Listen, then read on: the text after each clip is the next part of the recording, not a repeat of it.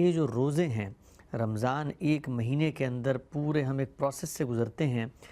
اللہ تعالیٰ نے جب 5 نمازیں رکھی تھیں زندگی میں، ایک دفعہ حج رکھا تھا، اور نمازیں 5 ہیں، رمضان میں بھی ہم نمازیں پڑھ ہی رہے ہوتے ہیں۔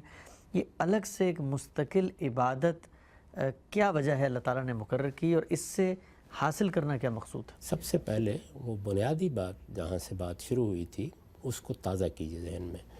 اللہ تعالیٰ کے ساتھ میرے تعلق کا اظہار ہے یہ عبادات، یعنی جیسے میں اپنی ماں سے، اپنے باپ سے اپنے تعلق کے اظہار کے اسالیب تلاش کرتا ہوں، اسی طریقے سے جب مجھ میں یہ بات واضح ہو جاتی ہے کہ میرا ایک پروردگار ہے، وہ میرا رب ہے، وہ میرا پالنے والا ہے، مجھے ایک دن اس سے ملنا ہے، یہ حقائق جب مجھ پر واضح ہو جاتے ہیں، میں اسی کی رحمتوں کے سہارے جی رہا ہوں، میری اس کے سوا کوئی حیثیت نہیں ہے، میری احتیاجات کے لیے مجھے اسی کے سامنے ہاتھ اٹھانے ہیں، یہ چیز جب مجھ پر اچھے طریقے سے واضح ہو جاتی ہے تو سب سے پہلا سوال یہ پیدا ہوتا ہے کہ میرے پروردگار سے میرے تعلق کی جہتیں کیا ہیں۔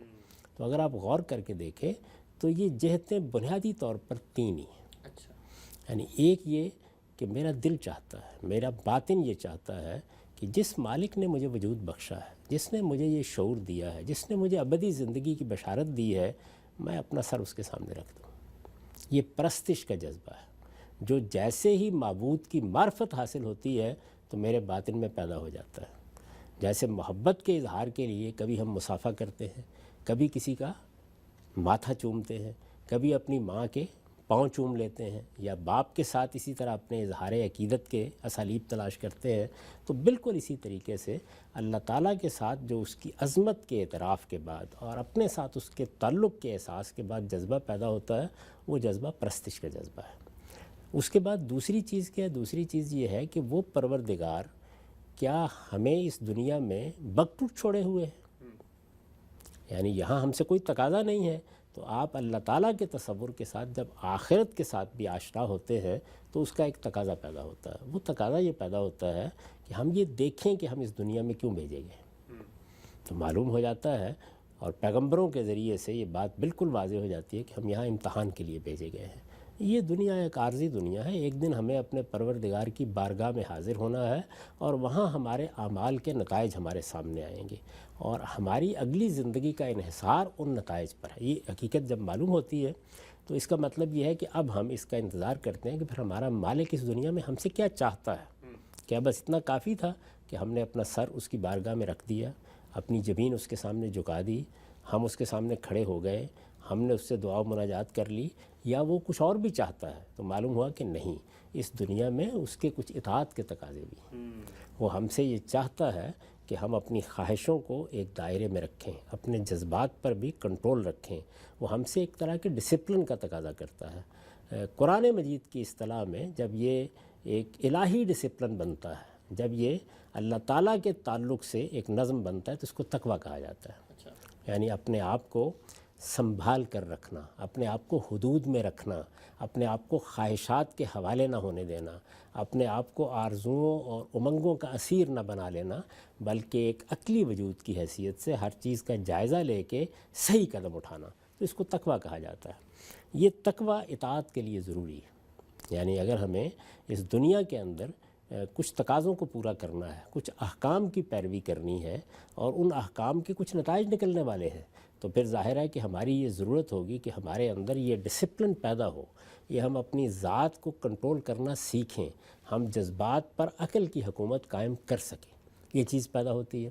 تو یہ دوسرا تعلق جو ہے وہ اطاعت کا تعلق بنتا ہے، یعنی ہمارے مالک کے ساتھ اس کی طرف سے حکم آئے گا، ہم اس کی پیروی کریں گے۔ اور تیسرا یہ ہے کہ اس نے اس دنیا کے اندر ہمیں ایک دین دیا ہے، اس دین کی نصرت، اس کی حمایت کے کچھ تقاضے پیدا ہوتے ہیں۔ چنانچہ قرآن مجید میں ہمیں یہ بتایا گیا ہے کہ جس وقت ہم اس دنیا میں بھیجے گئے تو ایک بڑا دشمن ہمارے سامنے آ گیا، اسی وقت سامنے آ گیا، وہ ابلیس تھا۔ اس نے اعلان کر دیا کہ میں آدم کو اس منزل تک نہیں پہنچنے دوں گا، آدم اور اس کی اولاد کو، جو ان کے لیے مقرر کی گئی ہے۔ وہ منزل کیا ہے؟ وہ ابدی زندگی ہے، خدا کی ابدی بادشاہی ہے، وہ عیش دوام ہے، وہ ہمیشہ کی زندگی ہے، وہ خدا کی جنت ہے۔ تو اس نے کہا میں اس میں داخل نہیں ہونے دوں گا۔ تو اس کا مطلب ہے ایک مار کا حق و باطل برپا ہو گیا۔ ٹھیک، یعنی آدم علیہ السلام کے زمین پر آتے ہی ہم اس معرکے میں داخل ہو گئے۔ جب اس میں داخل ہو گئے تو اب یہ ضروری ہوا کہ ایک طرف خدا کی آواز ہے، وہ ہمیں زندگی کی دعوت دے رہا ہے۔ فرمایا نا ایک موقع کے اوپر بہت دل نواز آیت ہے کہ رسول تمہیں کس طرف بلا رہا ہے، لما یحییکم، اس بات کی طرف بلا رہا ہے جو تمہیں زندگی بخشے گی۔ تو ایک طرف خدا کی طرف سے زندگی کی دعوت ہے، دوسری طرف ابلیس یہ چاہتا ہے کہ یہ حیات ابدی ان کو ایسے نہ ملے، یہ نعمت انسان نہ پائے۔ تو اس سے جو کشمکش برپا ہوتی ہے وہی ہمارا امتحان اور ہماری آزمائش ہے۔ پھر ابلیس صرف ابلیس ہی نہیں رہا جو تاریخ کا ابلیس تھا، اس نے اپنی ذریت تیار کر لی ہے۔ وہ ذریت جنات میں بھی ہے، وہ ذریت انسانوں میں سے بھی ہے۔ وہ بڑے بڑے فلسفیوں، بڑے بڑے حکماء، بڑے بڑے دانشوروں کی صورت میں دنیا میں اپنا جال پھیلائے ہوئے ہے۔ اتنے مارکے میں اور اتنے غیر معمولی مارکے میں جب ہمیں اتارا جاتا ہے تو یہ ضرورت محسوس ہوتی ہے کہ ہمیں یاد دہانی کرائی جائے بار بار کہ ہمیں خدا کی طرف کھڑے ہونا ہے، ہمیں زندگی اور ہدایت کی طرف کھڑے ہونا ہے، ہمیں حیات ابدی کی اس جد و جہد میں، اس کو پانے کی جد و جہد میں صحیح فیصلہ کرنا ہے۔ تو اس کے نتیجے میں ایک تصور پیدا ہوتا ہے کہ ہم دین کے اور حقائق کے مددگار بن کے رہیں گے، اس کی نصرت کریں گے۔ تو یہ تین تعلقات اللہ تعالیٰ کے ساتھ ہمارے وجود میں آتے ہیں، پرستش کا تعلق، اطاعت کا تعلق اور حمیت و حمایت کا تعلق۔ یہ تین تعلقات ہیں۔ اگر آپ غور کر کے دیکھیں تو عبادات سب کی سب ان تعلقات کا اظہار ہے۔ اچھا، یعنی پرستش کے تعلق کا سب سے غیر معمولی اظہار نماز کی صورت میں ہوتا ہے، اطاعت کے تعلق کا آخری درجے کا اظہار، بلکہ وہ ایک شاکار چیز ہے۔ یعنی اطاعت اصلاً کیا ہے؟ مجھے اپنے جذبات، اپنی خواہشات پر قابو پا کے اللہ کا حکم ماننا ہے۔ جذبات اور خواہشات اس درجے میں مجھ پر حکومت نہیں کرتے جس درجے میں میری جبلتیں مجھ پر حکومت کرتی ہیں۔ یعنی بھوک لگ جاتی ہے، پیاس لگ جاتی ہے، میرے لیے ان پر قابو پانا آسان نہیں رہتا۔ جنس کا جذبہ غیر معمولی جذبہ ہے، جب ہیجان میں وہ مبتلا کرتا ہے تو آدمی اندھا اور بہرا ہو جاتا ہے۔ یعنی جذبات، خواہشات، امنگیں، آرزوئیں، مفادات وہ بھی بڑا زور رکھتے ہیں اپنے اندر، لیکن جو زور ان جبلتوں میں ہے وہ تو آخری درجے کا زور ہے۔ تو مجھے اللہ تعالیٰ نے تربیت دینے کے لیے، میرے اندر تقویٰ پیدا کرنے کے لیے اور اطاعت کے تعلق کو استوار رکھنے کے لیے روزے کی عبادت فرض کی۔ اس میں کیا ہوتا ہے؟ اس میں یہ ہے کہ میں اپنی جبلتوں پر قابو پانا سیکھتا ہوں۔ ٹھیک، یعنی جیسے جیسے وقت گزرتا ہے میں روزے کی ابتدا کرتا ہوں، بہت اطمینان میں ہوتا ہے۔ جیسے جیسے وقت گزرتا ہے بھوک اندر سے زور کرتی ہے، پیاس زور کرتی ہے، اور نوبت یہاں تک آ جاتی ہے کہ میرے لیے چند گھنٹے گزارنا مشکل ہو رہا ہوتا ہے۔ اس موقع پر میں اپنے اوپر تالا لگائے رہتا ہوں، اس لیے کہ میرے مالک کا حکم نہیں ہے، اس کی طرف سے ابھی اذن نہیں ہوا۔ یہ جو چیز ہے یہ اصل میں مجھے یہ سکھاتی ہے کہ اس کا حکم ہوگا تو جبلتیں بھی اس طریقے سے اپنا زور اگر کریں گی تو مجھے ان کو لبیک کہہ کے ان کا جواب نہیں دینا۔ جذبات، امنگیں، آرزوئیں اور خواہشات اس سے نیچے کی چیزیں ہیں۔ تو اس طرح گویا جب میں جبلتوں کے تقاضوں کا جواب اس طریقے سے دینے کی تربیت پا لیتا ہوں تو پھر مجھ سے یہ توقع کی جا سکتی ہے کہ میں اطاعت کے تقاضے زندگی کے معاملات میں بھی پورے کرنے کی صحیح کروں گا۔ تو یہ عبادت اس لیے ضروری تھی کیونکہ اللہ تعالیٰ کے سامنے صرف سرنگوں ہونا کافی نہیں ہے، صرف مسجد میں جا کے اپنا سر اس کے سامنے رکھنا کافی نہیں ہے۔ مجھے جب اپنی دکان پر جانا ہے، اپنے کاروبار میں جانا ہے، اپنے گھر میں جانا ہے، کوئی سیاست کرنی ہے، کوئی معیشت کی جدوجہد کرنی ہے، تو مجھے وہاں اللہ تعالیٰ کے احکام کی پیروی کرنی ہے۔ مجھے غبن نہیں کرنا، مجھے چوری نہیں کرنی، مجھے کسی کا مال نہیں لینا، مجھے ملاوٹ نہیں کرنی، مجھے کسی کو دھوکہ نہیں دینا۔ یہ جو جتنے پہلو ہیں ان سب پہلوؤں کا لحاظ کرتے ہوئے زندگی بسر کرنا، یہ وہ امتحان ہے۔ تو اس لیے یہ عبادت بھی ضروری تھی۔ روزے کی عبادت مجھے تقوی کی تربیت دیتی ہے۔ قرآن مجید جب کسی عبادت کا ذکر کرتا ہے یا اس کو ہم پر لازم کرتا ہے تو ساتھ یہ بتاتا ہے کہ یہ کس لیے ہے۔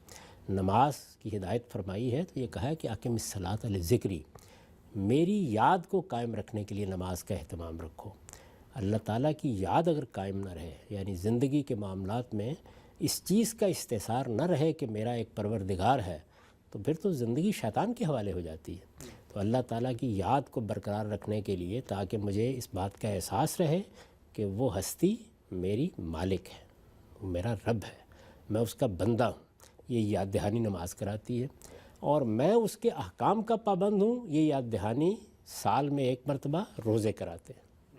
نفل روزے بھی اللہ سعادت دے تو رکھنے چاہیے، لیکن سال میں ایک مرتبہ کوئی کم و بیش 720 گھنٹے کے لیے ایک تربیت گاہ سی منعقد ہو جاتی ہے جو مجھے سکھاتی ہے کہ تمہیں تقوی اختیار کرنا ہے، اللہ کے احکام کی پیروی کر کے زندگی بسر کرنی ہے.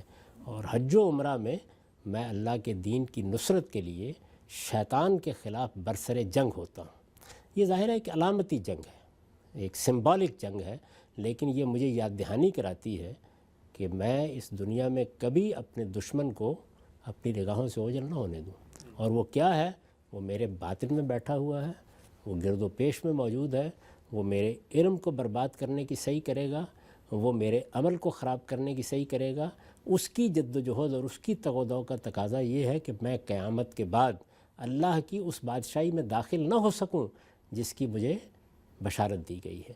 تو مجھے ہر حال میں یہ یاد رکھنا ہے اور ہمیشہ اس کو کنکر مارتے رہنا ہے. وہاں میں علامتی طور پر مارتا ہوں اور میرا حج یا میرا عمرہ ایک طرح سے اپنے کمال کو پہنچتا ہے، اور باقی زندگی میں یہی کام کر رہا ہوتا ہوں. شیطان دائیں سے آتا ہے، وہ بائیں سے آتا ہے، وہ اپنی ترغیبات لے کے آتا ہے، وہ اپنے عقائد لے کے آتا ہے، وہ اپنے اشکالات لے کے آتا ہے، اور مجھے ہر وقت اس پر لعنت کرنی ہوتی ہے. یہ لعنت جو ہے یہ کوئی گالی نہیں ہے، یہ در حقیقت اس بات کا اظہار ہے کہ میں اپنے دشمن کے لیے اپنے آپ کو سرنڈر کرنے کے لیے تیار نہیں. ٹھیک ہے ہم سب